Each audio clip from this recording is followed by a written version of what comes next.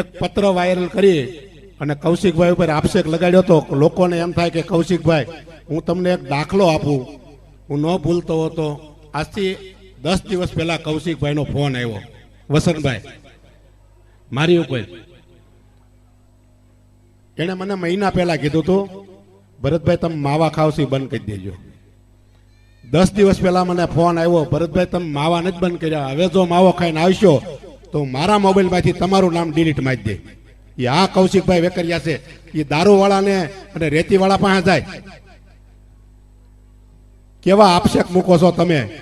અમે 2 દિવસથી આની વાહે પીડ્યા છીએ અને દૂધનું દૂધ અને પાણીનું પાણી કરી નાખ્યું. અને જે હતા એ જેલ હવાલે અટાણે થઈ ગયા અને આજનો દિવસે એની રિમાન્ડ પણ મળી ગઈ છે. એટલે આવા લોકોથી સેજતા રહેજો. આમાં શું છે,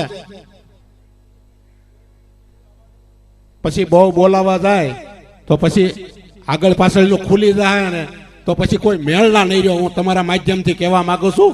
એટલે માપમાં રહેજો. જો ખુલી જાય ને તો પછી કાંઈ માપમાં નહીં રહે અને બધું બહાર આવી જાય. એટલે સારા નેતા હોય, યુવાન નેતા છે, આપણા અમરેલી માટે ઘરેણું છે, એવા નેતાથી તમે દૂર રહેજો. આક્ષેપ કરવા માટે તમે સબૂત